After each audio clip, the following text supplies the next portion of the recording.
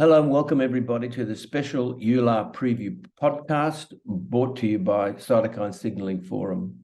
My name is Professor Peter Nash from the School of Medicine, Griffith University in beautiful downtown Brisbane, and Director of the Rheumatology Research Unit on the Sunshine Coast. In this podcast, I'm going to introduce some of the abstracts that have been chosen so that you can better plan your time with what will be a busy, very exciting Congress in the lovely city of Milan. As we all know, the annual EULAR Congress is an important gathering, a chance to network, a chance to actually talk to those people that are doing the research at the poster exhibits and to listen to some of the nice summaries that are in the plenaries and some of the oral presentations that let you actually ask the researcher some probing questions. It's quite an expansive scientific program. It covers lots of diseases and new treatments.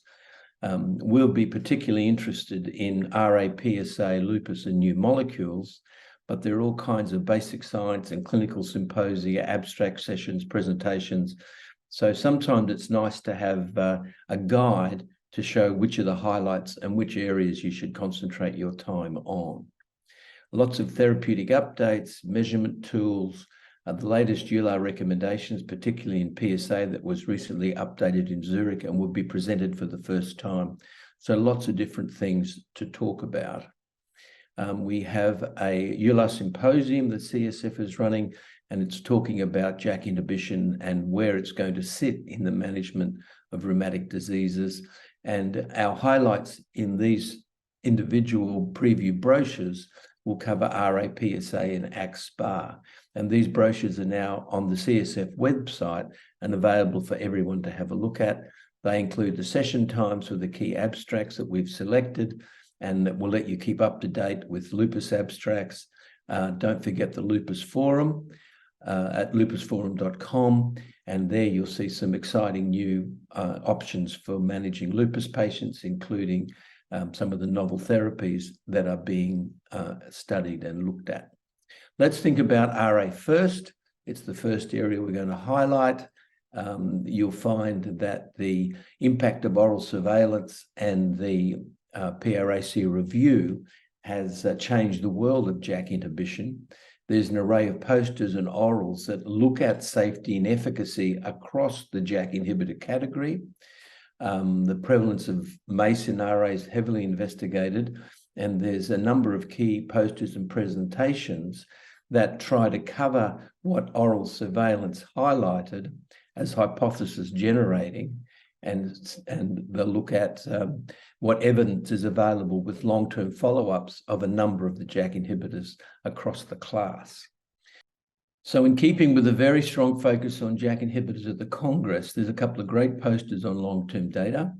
One I was involved with Gerd Burmeister from Berlin on the post-marketing survey surveillance of tofacitinib over 9 years, and Mayer Book is reporting the clinical profile of JAK1 preferred inhibitor filgotinib in patients with RA by cardiovascular risk factors.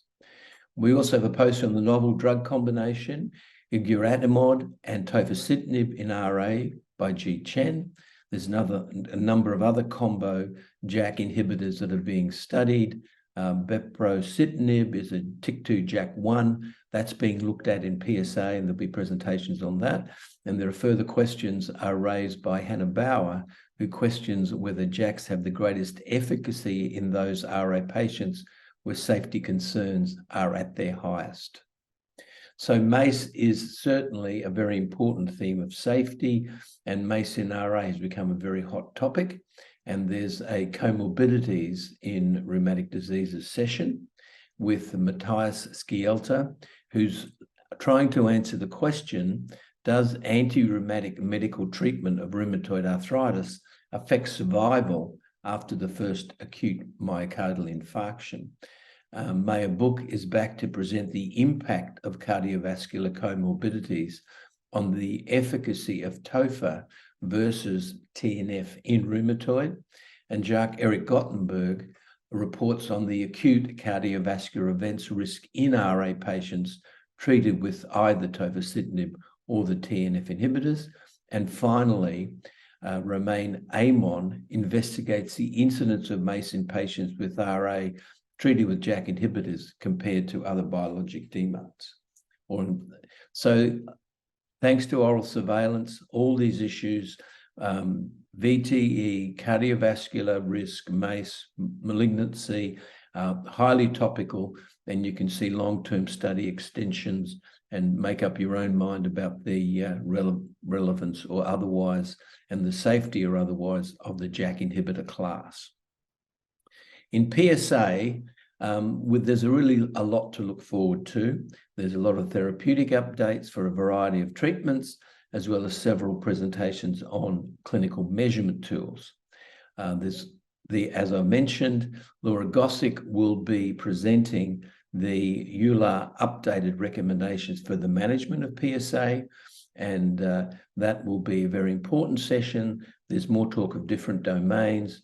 There's more talk of where to place JAK inhibition in the treatment of PSA, and I think you'll find that quite interesting.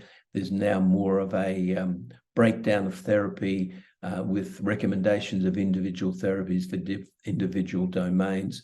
So I think you'll enjoy that session, which will be of importance. There's some therapeutic updates with new data on bimekizumab, the IL-17A and F inhibitor in PSA from Laura Coates. Senior Hol-Nielsen focuses on some biomarkers using serum extracellular matrix biomarkers to identify patients who respond to guselkumab, the P19 IL-23 inhibitor, and Dennis Podubny from Berlin will present the extra musculoskeletal manifestations in upadacitinib-treated patients. So there's a lot of interesting abstracts and presentations looking at novel therapeutics and how they're going to impact our patients. Measurement tools are always of interest. There's some poster presentations. Xenophon Barliakos this time will discuss pooled data from a couple of the phase 2 studies to try and evaluate the performance of BASDAI versus ASDAS in the axial involvement in patients with PSA. That'll come from a number of studies, including the Maximize study, which is one of the few studies that's actually looked at PSA with axial involvement.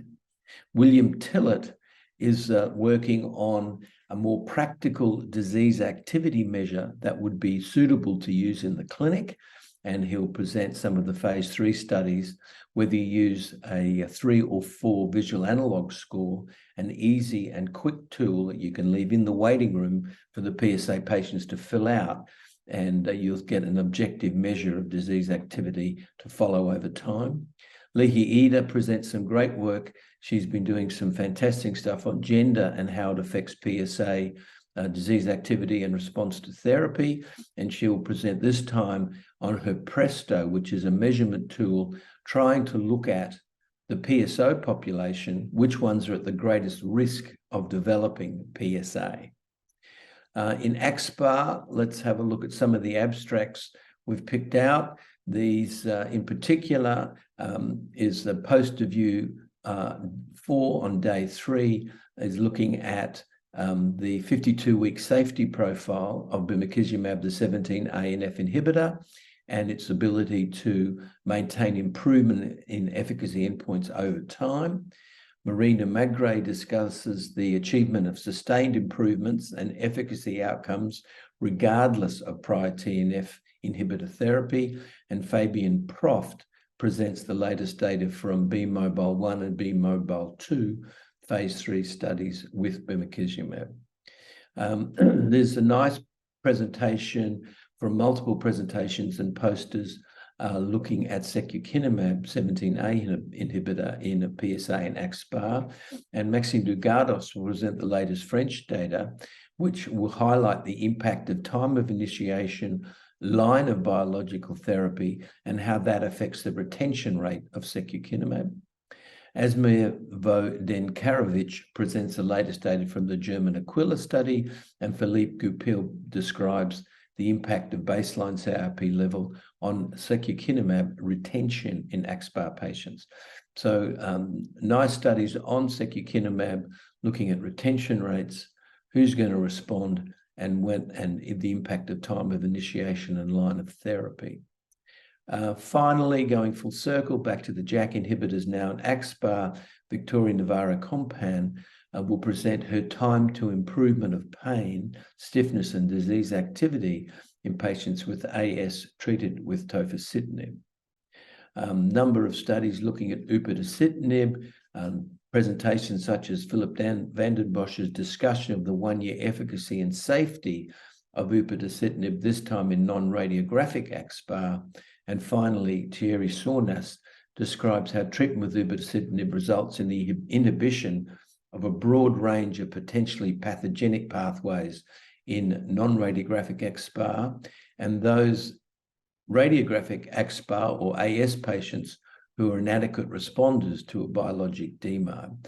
So lots of JAK-related AXPAR presentations to think about and to look at. So we've had a brief overview of some of the important abstracts being presented, RA-PSA AXPAR.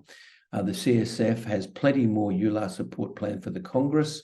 There's a condensed overview of the most important abstracts presented each day to look out for daily highlights. There'll be a broadcast EULAR Congress review webinar. I'll be joined by Professor Xavier Mariette and Lorenzo Dagna, as well as Dr. Sofia Ramiro. Great opportunity to review what you saw, catch up what you missed, listen to our discussion around some chosen abstracts. I hope you'll find that most worthwhile. You can visit cytokinesignaling.com and download the EULAR 2023 preview brochures, which includes details of all the faculty's top abstracts. So enjoy the Congress and looking forward to an exciting meeting. Thanks very much.